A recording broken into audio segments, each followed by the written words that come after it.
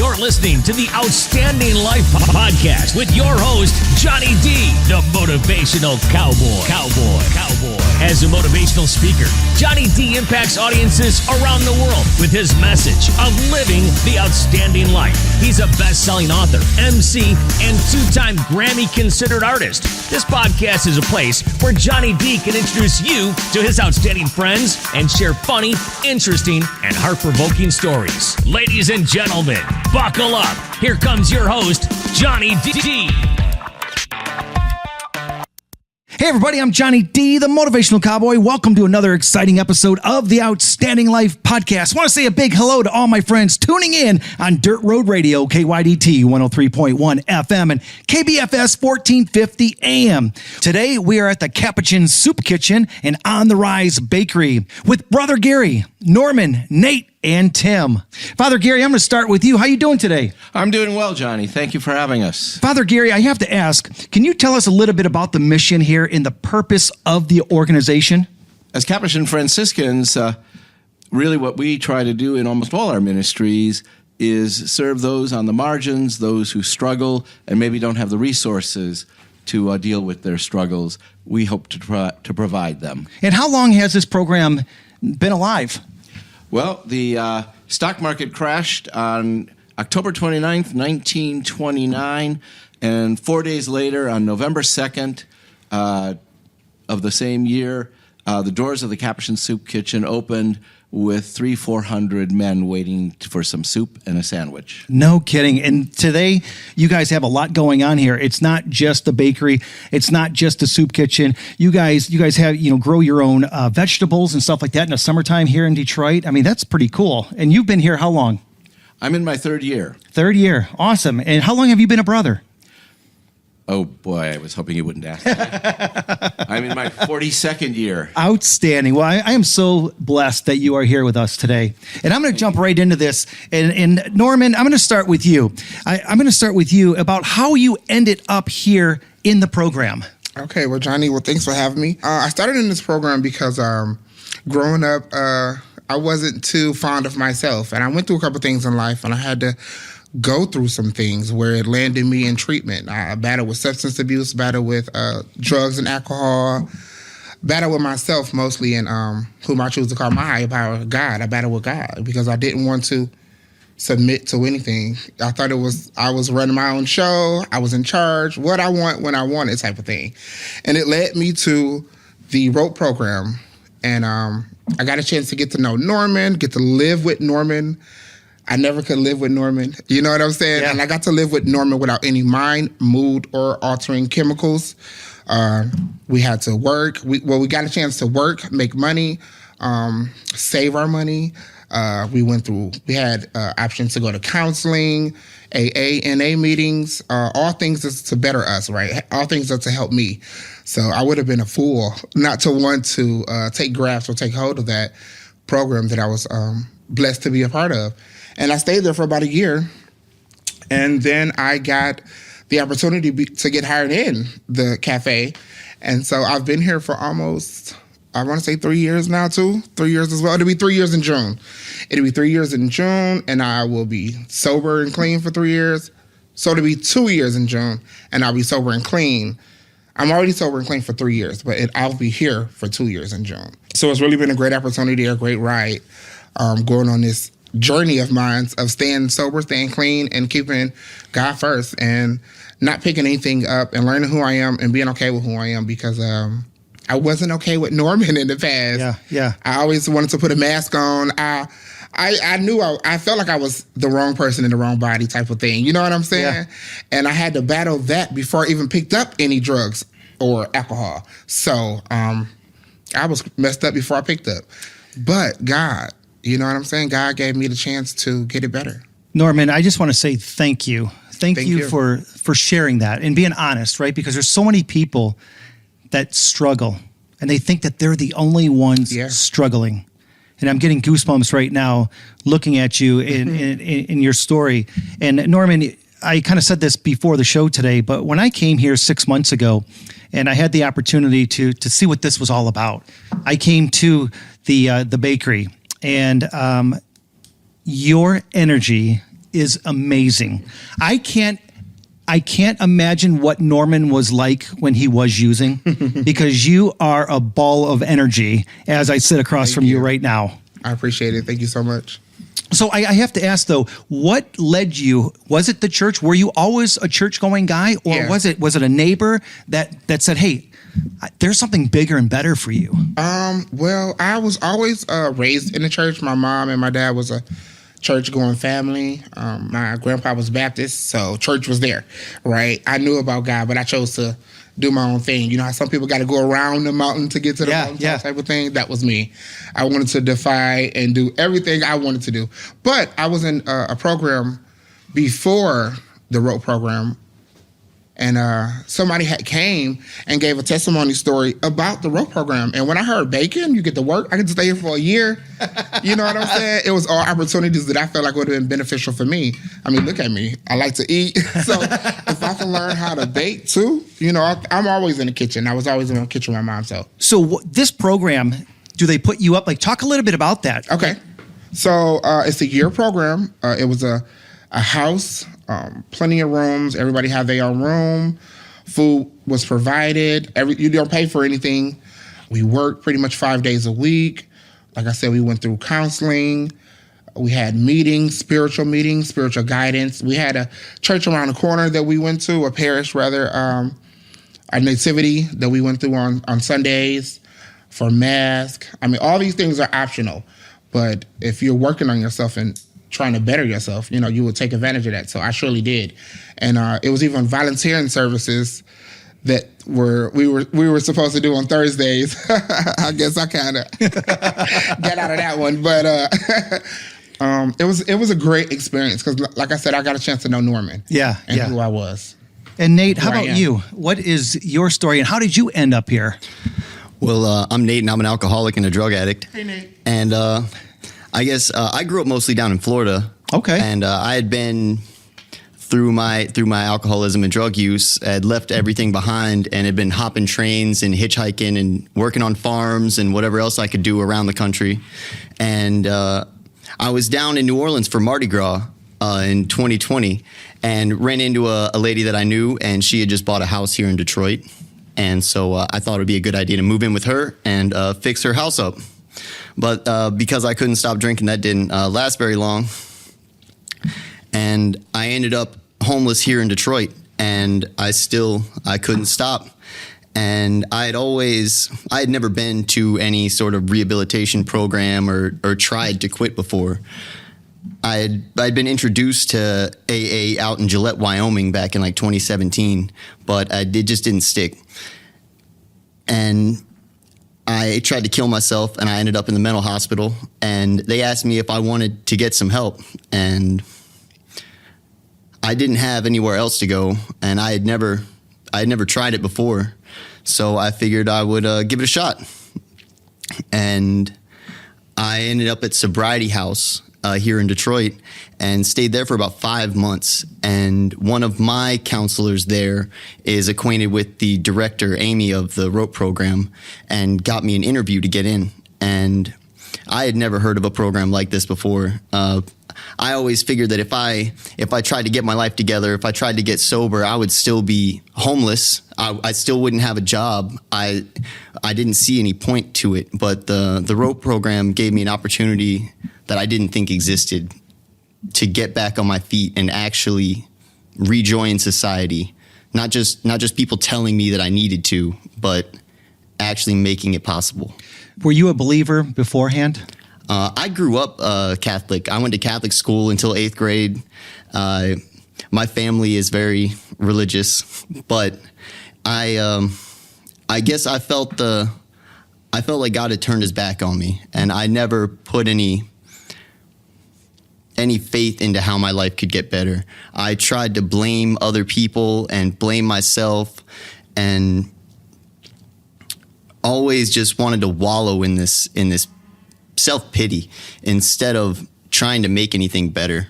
And through the R.O.P program and being right there at the Nativity of Our Lord Church, I started going to Mass again. I'm there every Sunday now, and I mean, I didn't go from the time I was 14 until I was 30.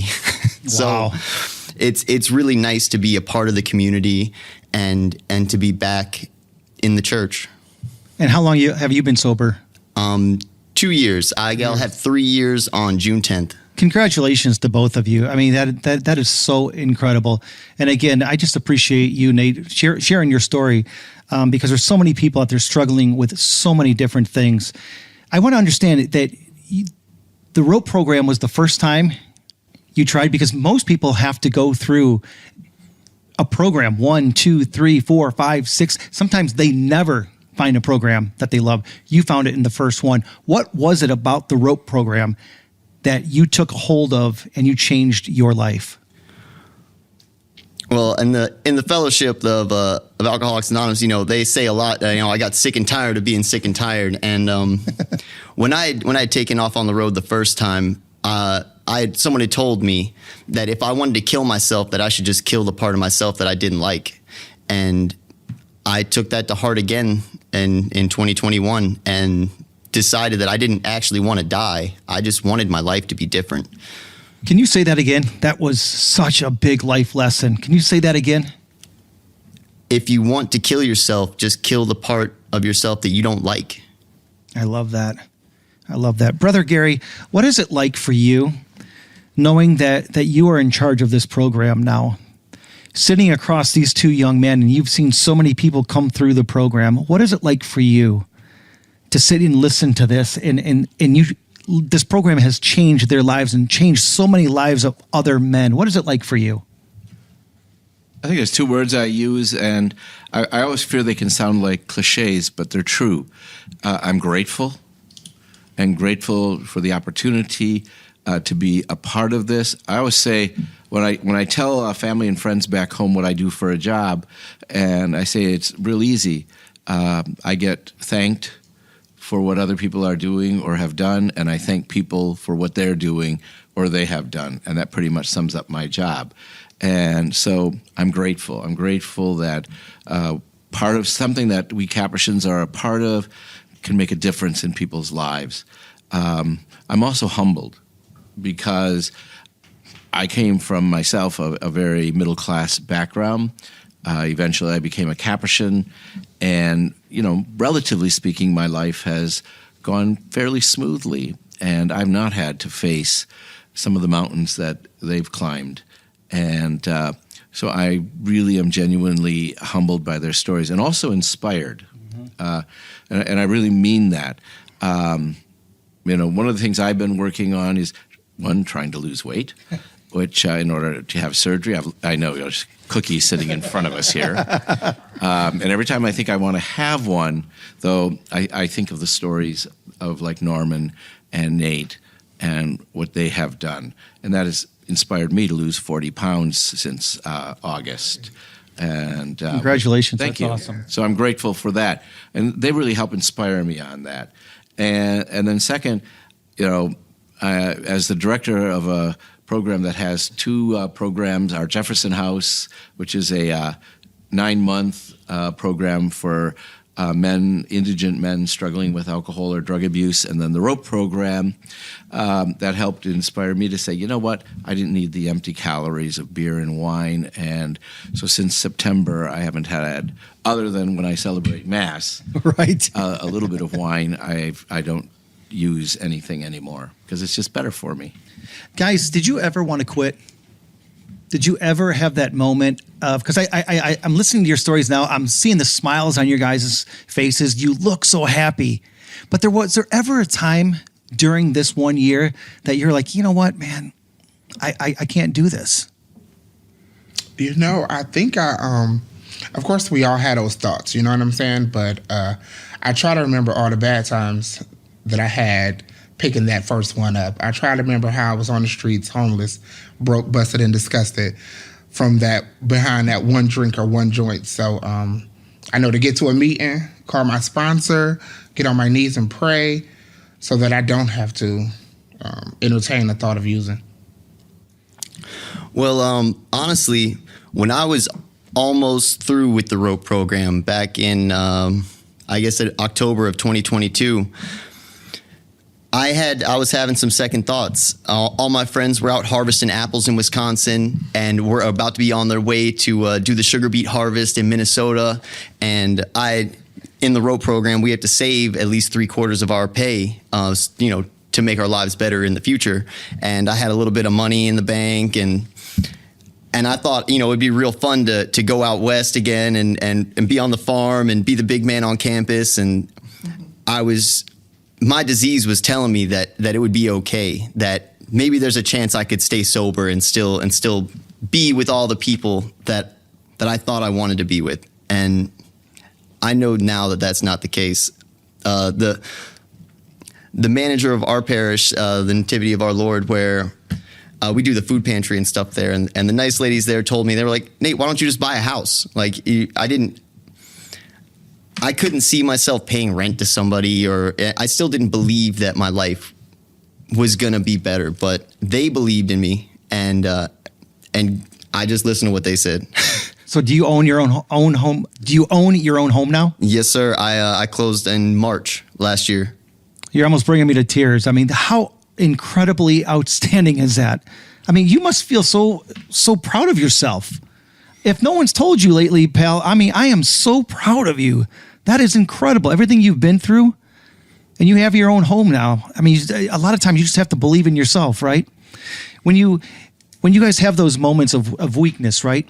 We count on mentors, people that are in our lives that boost us up, because when we are in situations, people love misery.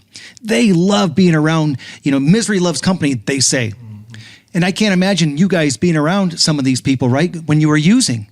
What was it like for you when you wanted to get out? Did you get away from everybody so nobody could bring you back? Like, do you guys understand like what I'm kind of asking? Like, yes, sir. Did you guys get away from that? And did you find a mentor? So I've got a sponsor in AA, and all the people that I'm surrounded with now, I've got all the Capuchin brothers and the people at church. And I honestly don't have really just a few friends that are my age. Most of the people that I associate with are 60 and over, and I guess I'm using as surrogate parents, and they all want my life to be better. And I'm still scared to date and deal with things like that. Like, I have to get my own life right before I start doing that. And I'm still scared to be around people that might not want those same things. I really like music, and I go to a concert every once in a while, and I sit by myself in the back, and I drink a bottle of water, and I try not to. I don't want no one else to spill their beer on me or anything like that. And I'm okay, but I know not to test myself.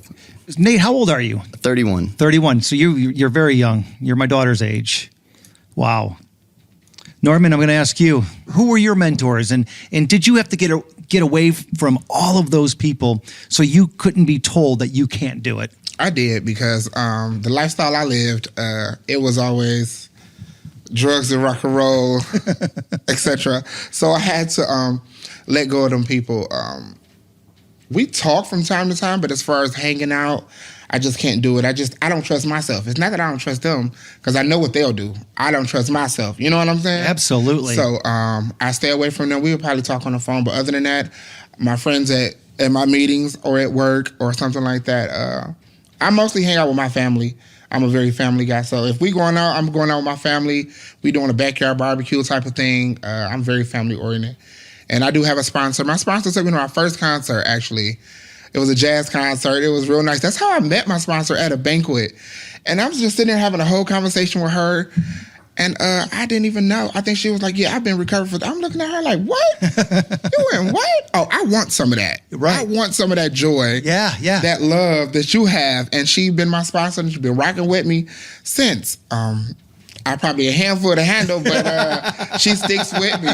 She sticks with me, and it's been a roller coaster, but it's been beautiful. It's the best I ever lived. What's it like for you guys now to be a mentor for somebody else? I haven't had the chance to be anyone's sponsor yet, but I always share my story, and if hearing my story can help somebody else, I'm game for it. Because God didn't save me just to sit quiet. He saved me to tell my testimony. So somebody else if they sitting in silence, suffering, they can hear my story and decide to want to come out or seek some help or something like that. Amen, brother. Yeah. Wow. Nate, how about you? I'm with Norm. I still haven't sponsored anybody, but I chair 2 meetings. And so when we get newcomers, we make sure to get them a packet and get their phone numbers and try to get them involved. And one of the meetings is right around the corner from the R.O.P.E house. So I'm still active in those guys' lives. I see them all the time.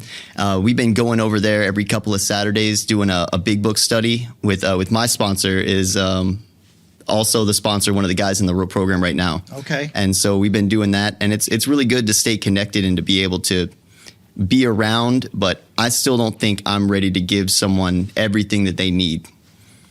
Guys, has there been people coming through the program, and even Brother Gary, you can answer this as well, that you saw greatness in, that they didn't make it, and you just wanted to grab them and say, hey, do you realize what you're missing out on? Have you guys had that opportunity to see greatness in somebody, like somebody saw in you? I have. It was like, I went through a program before I got to the R.O.P.E program. I was in the Salvation Army.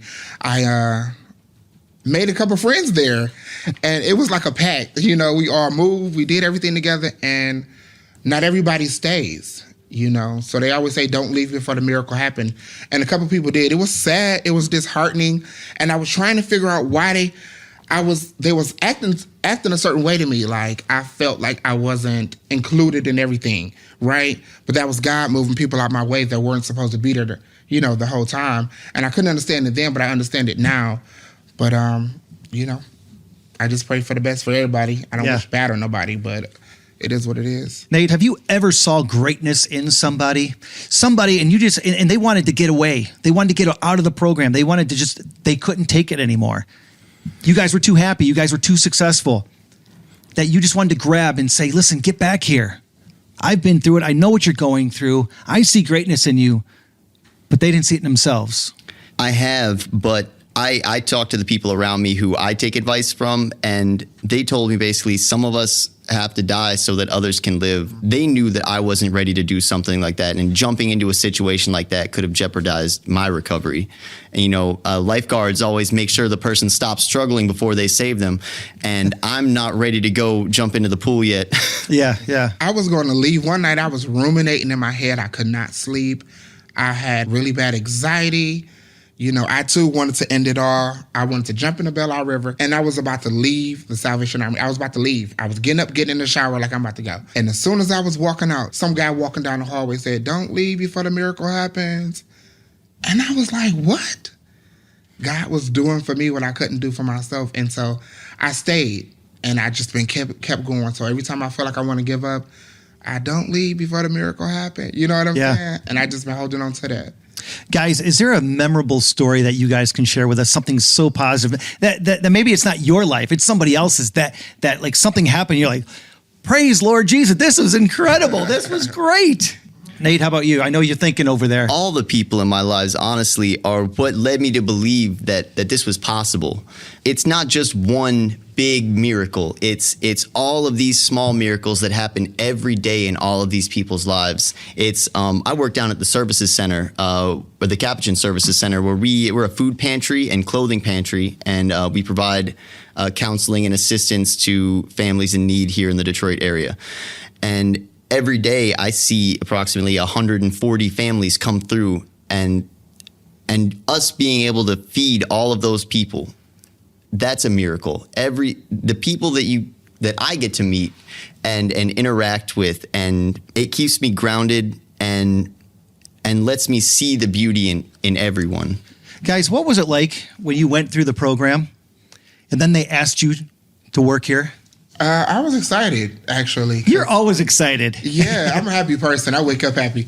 I wanted to work here, but I just didn't know if I would have the opportunity. When I first got to the R.O.P.E program, I didn't know if I was even going to have the opportunity to stay, but I did. And so I took that chance and kept going. And when I asked if they were hiring or whatever, and they told me, yeah, I just ran with it. I was grateful. And sometimes I always be like, I want to go find somewhere else different. I want to find somewhere else different. I think the grass is green on the other side. Right. But I'm grateful for them giving me an opportunity or giving me a chance. So I'm like, I'm going to stick it through. And Nate, how about you? What was it like when they came to you and said, hey, listen, we want you to work here? It was really a blessing. I wanted to work at the bakery, but there wasn't a position open there at the time. And so they offered me the position at the services center. And every day I wake up, I thank God that that's where I am, because it's where I need to be. Since that time, I've been learning Spanish and passed the test for the bilingual pantry position. So I got a promotion, and Awesome. I'm getting to help people in that I wouldn't have been able to communicate with before, and opening up doors for them in this community. And I wouldn't trade it for the world. Yeah. Is it true, Nate, that you ride your bike almost every single day, and you even volunteer? You find time when you're not working here. You have time to volunteer at a bike shop that they give bikes back to the community? Yes, sir. Talk a little bit about that. Well, I mean, I don't have a driver's license, so Okay. I'd be remiss to say that I just am enthusiastic about bicycles. But I am. It's nice. It gives me time to see the world and to be grounded, and being able to. We're trying to get our bike program back going too, Brother Gary's. We're going to, and it's really nice. See, there's a disparity in the city of Detroit between our public transit and the amount of people that are not physically able to have another means of transportation. We don't have a train or anything like that. And if we weren't working to improve bicycle infrastructure and all these things, and having transportation equity in our communities, it would be, I don't think it would bode well. We're trying to make a fairer world where people can get where they need to go and do what they need to do. Without it, I mean, if you drive without a license, you can go to jail. Right. It's a lot better for someone to have an alternative means of transportation than to be putting themselves in danger like that. And that's what I'd like to see for the community. Nice. Well, I have to say that the bike shop that you work at, my daughter and a bunch of our friends have bought bikes to support that organization. It's pretty cool. The Hub is a really great place, and the bikes that they sell from the Wrench Learn Give program, and all of that to support, and the children's bike giveaway. Those are really good days. Guys, I mean, we're at a bakery, and there's cookies here and stuff like that. I gotta ask, what is your favorite baked good? Well, I don't eat a lot of cookies now. Well, that explains why you're so thin. Well, or the bicycle. Right, or both. But at home, I really like to make pies. Right now, Really? I've got a sweet potato cheesecake that I made on Sunday that I've been whittling away at. It would be gone like in 1 hour if it was sitting at my house. Norman, you thinking the same thing? My favorite is the peanut butter cookie. Oh, that's mine. Classic peanut butter type of guy. That's my favorite right there. Guys, what is like the biggest reward for you guys just being here, showing up for work every day? Because there is something special about coming through these doors. It is. Every time I come here, there's something special with the people that work here, that volunteer here. There's just something special about this whole place. What is it for you guys? This has given me a purpose. I mean, even when I was out traveling around, I was part of a small nonprofit that did disaster relief and things like that. But I mean, we were a bunch of homeless kids in a school bus. It's hard to do good like that. People look at you funny. but here at the Capuchin Soup Kitchen, people know and trust this organization, and they believe in it and want it to succeed, and know that if there's a problem that they can come to us. And so every day when I walk through those doors, we have dedicated volunteers, people who come in every week on the same days, and some of them work 8-hour shifts along with us, and not for pay or anything, just because they want to be there. Yeah. And being a part of this community is really a joy. As we sit here right now, What inspires you to get up every single day? Is there a quote? Is there a message? Is it a person? What is it? I got to keep moving. Yeah. I'm not as thin as Nate, so if I lay down and sit down, my body going to lock up. So I got to keep moving, and I got an opportunity. I gave my life to the streets and to drugs and alcohol for so long. Why not give my life to something positive? Why not give my life to the Lord, something good? When I wasn't working here, I used to come here, and I was coming here for counseling, but I used to always sit in the chapel and pray. Somebody could be having a funeral. I'm in the back just sitting there praying. You know what I'm saying? I come pray at the tomb. I come kneel down. It's just such a peaceful place when you hear. You just feel some kind of way. 100%. And then they had the courtyard with all the statues out there, and you had Jesus and Mary. And I just used to come pray every morning. When I feel like whether I'm having a good day or a bad day, I pray for myself, everybody I'm working with, and I always pray for the brothers for carry on God's will. You know what I'm saying? 100%. Helping out, because sometimes people can be a handful and they continue to do what they do. Norman, do you ever have any bad days anymore? I'm looking at you right now. You got so much energy. I don't know if you could have a bad day. I do. So who motivates and inspires you when you have one of those days? When Norman needs that kick in the butt, who do you look for? Oh, this guy next to me? That's tough. My family. Yeah. My mama went through and she endured a lot. She really endured a lot, and she kept going, making sure her family had. And we didn't have much. It was 6 of us in one house. So she must be proud of you now. She went on to glory. Oh, but she's still proud of you. Still proud of me. Exactly, you know 100%. Yeah. Nate, how about you? Like I said, everyone around me. It's it takes a village, and I'm still kind of childlike. We're men. It's okay. I never grew up, and so it takes a lot of different people and viewpoints to keep me pointed in the direction I need to be going. And honestly, when things get really tough, or I see myself in someone and how difficult that I'm being, and I just pray about it. I really do, all the time. It keeps me from doing things that I should not, and keeps me doing the things that I need to do. Brother Gary, I'm just going to ask, a guy that has not been through what they've been through, do you ever have bad days? And if so, who do you go to? I have bad days. Especially when I'm dealing with HR. But I have my Capuchin brothers I go to the Lord. Some days I just have to pray. There are difficult days. Some days I wonder, why am I here doing this? But wait a second. Can I just stop you right there? Are you saying that you have those thoughts go through your head every single day as well? Oh, yeah. Oh, yes. I'm because I wear the brown robe and I'm a Capuchin Franciscan doesn't mean that I'm in any way separate. You talked about a quote. Since I joined the Capuchin order, I found a quote by St. Francis of Assisi that has guided me now for 42 years. We have been called to heal wounds, to unite what has fallen apart, and to bring home those who have lost their way.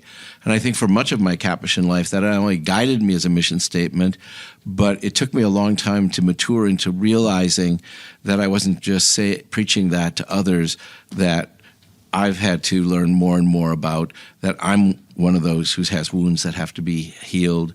I have broken relationship and brokenness in myself, and sometimes I'm lost. And I'm not sure for much of my life, when I would refer to that quote, I always thought it was about others. Wow. I wouldn't have imagined that those words coming out of this man's mouth, that he fights with the same stuff that we fight with every single day. And guys, I'm going to ask all three of you. Norman, I'll start with you. Okay. What advice would you give to somebody listening right now, that whatever they are fighting with in their life, what advice would you give that man, that woman, that child listening to you, your story? What advice could you give them to keep going, to push, keep pushing forward? I just would want to say that you can do it. You can make it. God chose to clean me up and use me. And I was broke, busted, and disgusted. He chose to save a wretch like me. He can definitely do it for you. Don't give up. Just keep going. I know it may be hard. For me, I take it one day at a time, sometimes one moment at a time, because anything can happen, anything can change. And for me, it's protecting my split second, protecting that next moment, doing the next right best thing. You know what I'm saying? So don't give up. You can do it. I got a place, I got a job, I got a car, I'm in school, and I never thought in a million years that I would be where I am today. So just don't give up. Keep going. Just take it today. Just do it today, and tomorrow do the same thing. Don't give up. You're amazing. Nate, how about you? What advice could you give to that person listening to you right now that says, well, he did it, but I can't do it? Well, if I can do it, you can do it. I mean, that's the whole thing. And if you don't think you can do it, if you don't believe in yourself, find someone who believes in you. Find someone you can trust and do what they say. I mean, if you don't think it's going to work anyway, what's the harm? You brought something up a little while ago, and you said that there were some people that you work with that believed that you could get your own house. What is it like for you, Nate, to have that cheering section for you? And when you signed on that dotted line for your house, you didn't believe you could do it. They believed in you. What was it like for you to go back and say, thank you, I did do it? It's amazing. You know, I get to say that to them every Sunday when I see them, because they make sure to call me and ask if I need a ride to church. I've still got people cheering me on, and anytime I need anything, there's always something there. When I got the place, it was a little beat up, and someone from the church runs a window and door shop, and she gave me a brand new garage door and all new locks for the doors, and people brought me pillows and sheets and took me to go pick up the mattresses and all of these things, and I can't tell you how many couches I had to turn down. But I know that I can't do it by myself now, and I always wanted to be independent. I was very strong-willed, and I know they're not going to give up on me. And so today I know I can't give up on myself. Isn't that a life lesson, though? I mean, so many of us strong-minded men say, I can do it. I can do it. But there's so many people out there wanting to help, but we don't ask for it. And even when it's given to us, we say, we don't need you. Mm-hmm. There are times in our lives that we need to stop and smell the roses and say, yeah, I would like to have that conversation with you. I would like that couch. I would like those pillows, because people want to help one another. Brother Gary, I asked them a question, and that was, what advice could you give to the people listening right now that are going through a tough time? And I'm going to ask you that same question. I was thinking of Blessed Solanus Casey, whose tomb is not far from where we're sitting. And his most famous saying was always, thank God ahead of time. And I've learned to be grateful for what hasn't happened yet, to be grateful for what could be, and find people who have purpose and faith, and be around them. That's why I wanted both Norman and Nate to be employees of the Capuchin Soup Kitchen. That's why I pushed to hire both of them, because they believe in our mission. Sometimes I think they can, as everyone has heard, they can articulate it better than we brothers can. Absolutely. How can people around the world help you guys out here? This is a great way for you guys to advertise for what's going on here. How can they get a hold of what's going on here? To see us is capuchinsoupkitchen.org, and there's all kinds of ways that there's links you can click to donate. If you happen to be in Detroit, you could come and volunteer at one of our ministries. It's a really great time, and you'll get to meet some nice people. Yeah. Brother Gary, how about you? I mean, is there a way? Is there a website? I guess this would be a perfect time to let Tim jump in here and let everybody know how they can get involved, or if they want to, send a donation or anything like that. Sure. Thanks, Johnny. Yeah, you can visit our website at www.cskdetroit.org, and you can learn all about different ways to support the Capuchin Soup Kitchen and all of its various programs. You can get information on opportunities to volunteer with us. We have a volunteer hub where you can actually go in and pick a date and time and a location of where you'd like to serve. We have 2 meal programs. We have our Earthworks Urban Farm. We have our On the Rise Bakery and Cafe, which, of course, any purchases made there help to support the program that we're talking about today, the R.O.P.E program.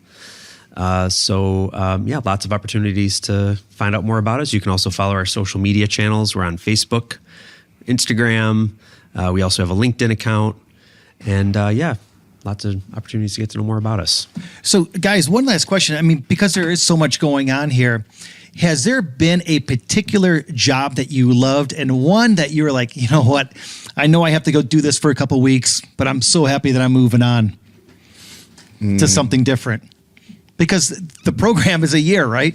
9 months. Yeah. So has there been a job that you absolutely loved and then one that you were like, oh, man, I'm glad I don't have to do that again? Well, I started off in the bakery, in the bakehouse.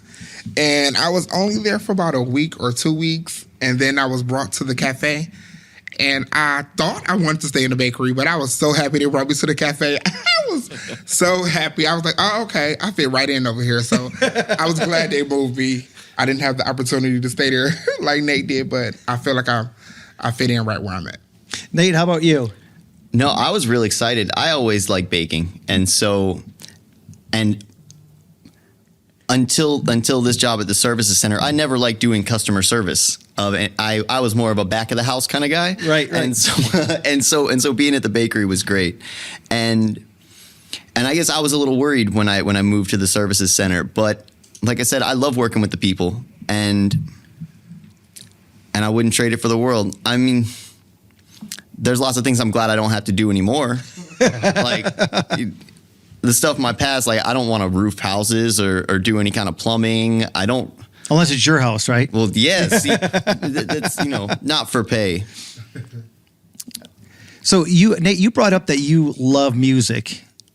What's a concert that you would absolutely love to go to? I've honestly, I was just looking at the tickets for Shaky Graves when he comes into town in September, I think. Okay. Norman, I know you said you loved music too. What kind of music do you guys... What kind of music do you like listening to, Norman? Well, if I'm in the car, I'm listening to gospel. My radio station stay on gospel, but I went to a jazz concert, and so Kim supposed to be here, I think at Little Caesar Arena, and I was looking at tickets for either Kim or Keisha Cole. As much as I like the R&B, I do know people going to be there lit, so I try to stay away from those concerts because I don't want drinks spilled on my shoes or on me as well. So I figure if I go to a jazz concert, it'll be okay, When you guys want to get away from work, what do you guys like to do? Nate, besides ride your bike. I was skateboarding, but I broke my knee last June. Oh. So I have not been skateboarding anymore. I was thinking about skiing this winter, but I really don't want to break my knee again. I like to do electronics work, like building guitar amplifiers and stuff. Really? Yeah, I like woodworking, and I collect books. So I try to keep it. So you collect books. I have to ask, do you actually read the books? Yes, sir. Okay. No. Guys, I'm being funny. I'm not being funny, but there are people that collect books that don't read the books. So I was just curious if you actually read the books.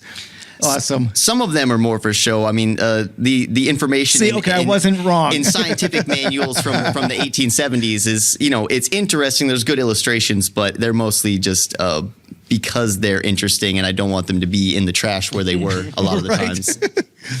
Norman, I have to ask, like, when you want to get away, what do you like to do? I like to travel. I got a cruise planned that's coming up in April. Look at you. Yeah, I got it. Where are you going? I'm going to Nassau, Amber Cove, and Grand Turk. Okay. I like to travel, so I like to cook, hang out with my family. I like to decorate parties, balloons and stuff. I just have to ask, Norman, I know you said you love music and stuff. Mm-hmm. Are you a singer? No. I like to think I am. I was in the choir in the Salvation Army. And when I got to Nativity, I was looking for the choir director because I wanted to get in the choir. But it was a small, subtle, kind of reserved church. So I was like, okay, maybe I should back up. You look like a singer. That's why I asked. A little bit. Nate, can he sing? Because yes, he can. And if he went down there this Sunday and asked, they'd have him there on Thursday night for They did tell me to come to rehearsal, but I never made it. Brother Gary, have you ever heard him sing? Yes. All the time. All the time. Really? Oh, yeah. When he's working in the cafe, if there aren't any patrons at the time, you can find Norman You singing. might get a sandwich and a song. I'm going to remember that because I have not heard that yet. Brother Gary, what do you like to do when you're not working here? I mean, and you got the robe off and you're just like hanging out. What do you like to do? Oh, probably just pretty much what others do. The brothers, we'll watch movies at night sometimes. I like to read. I like history. I like science fiction. I like to travel. I don't do that hardly at all anymore. There was a time when I did. I had the opportunity through ministry to see a lot of the world. So yeah, I like those things. I was going to say, you didn't ask me what concert I would go to. Okay, Brother Gary, what concert would you love to go to? I've been to 2 concerts with him, and if he goes on tour again, I love Billy Joel. Really? Yes. Can you guys see him at a Billy Joel concert? Yes. I don't know who Billy Joel is. He's the piano man, Norman. Are you kidding me? No, I'm not. He's a youngin'. Wait, who's a youngin'? He is. Okay, Norman. I thought you meant Billy Joel. I'm like, No. Yeah, I know who Billy Joel is. okay, you need to Google him when we're done. Okay. His music's incredible. So Billy Joel, that's awesome. Mm-hmm. Nate, I want to ask, where do you see yourself in 5 years? In 5 years, well, or what are your goals? Well, the Capuchin Soup Kitchen through employment here offers a tuition reimbursement. So I would like to go back to school like Norman over here, and because as much as I like what I'm doing, I know that when I'm 50, I don't really want to be lifting a few thousand pounds of chicken a day. So I'd like to do. I was looking at the social work programs, and I'd like to go back to school and hopefully have my house the way I would like it, and have my garden in, and work on that, and just being a part of this community and being sober. Yeah. Most important, right? Yes, sir. Norman, how about you? What are your goals? Where do you see yourself in 5 years? Well, in 5 years, I hope to be a college graduate. Initially, I started off for nursing, but nursing school is not for the weak. So I opted for social work, and hopefully to share my story and be able to give back, to someone else. So I see myself as a college graduate, and hopefully be a homeowner like Nate, and with a garden in the back, a nice garden. Not hopefully, but when? Yeah, when. And most importantly, sober, still in my right mind, sane, and trying to help somebody else. Yeah. You guys are just incredible, both of you. I just sit across from you guys, and I just have to share this with you guys, that you both inspired and motivated me, somebody that travels all over the country every single week, motivating and inspiring people. And I just want to say thank you. I haven't been through what you guys have been through. I might have been through something else, a little bit different, but we all fight those things. We all have demons that follow us, no matter what demon that is. But you guys are such an inspiration to so many people. And I just want to say thank you so much. I don't, sometimes I don't know what to say when I was, me and Tim talked about this and doing this show, and I knew that you guys would be incredible. And you guys absolutely are amazing. I just want to say thank you. Thank you for standing up. Thank you for telling your story. And thank you for being man enough.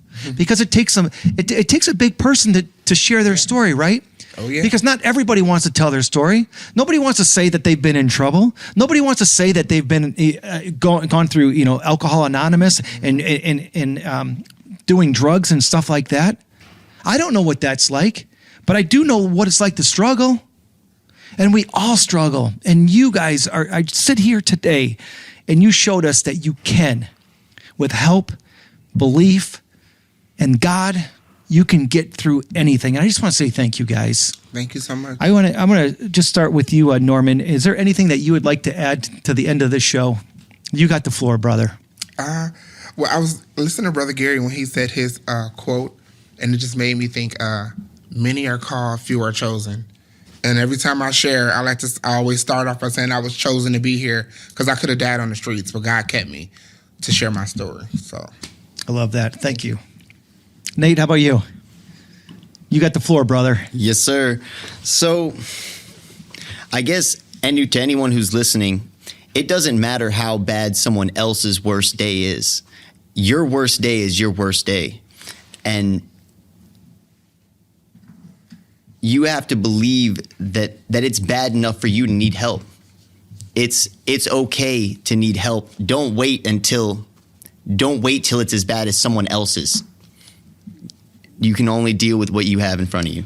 So, and thanks for having me on, Johnny. No, you guys, Nate, you're amazing. And I'm going to end this podcast with Brother Gary. And Brother Gary, I know I'm just kind of throwing this at you, but if you could you end this podcast, this radio show, with a prayer for everybody listening, anybody who's struggling, or maybe they might not be struggling, but they have a family member or a friend that is struggling.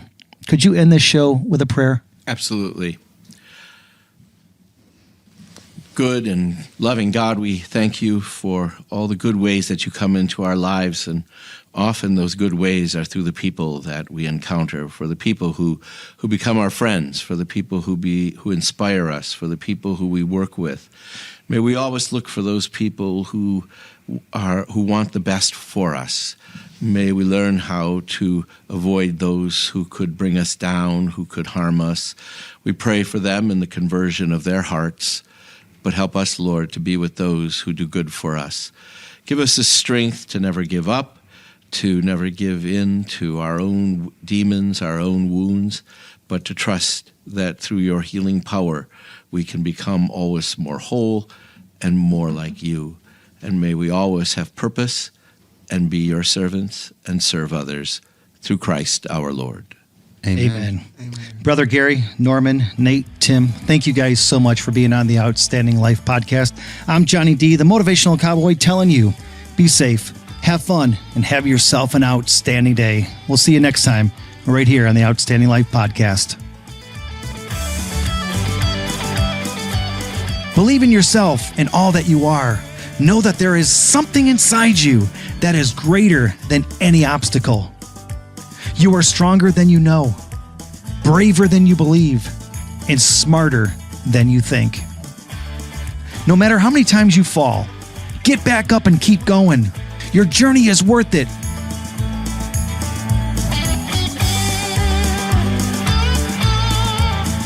Hey, I'm Johnny D, the Motivational Cowboy. Are you planning a conference, convention, meeting, assembly, or any live event that needs a guest speaker? I would love to be a part of it. For more information, visit motivationalcowboy.com.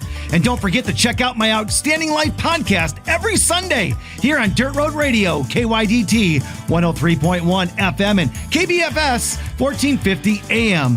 Have an outstanding day. Thanks for listening to the Outstanding Life podcast. Follow Johnny D on Facebook, Twitter, and Instagram at Motivational Cowboy. If you or someone you know would like to be a guest on the show, advertise, or would like to make a donation, please visit motivationalcowboy.com. And remember to have an outstanding day.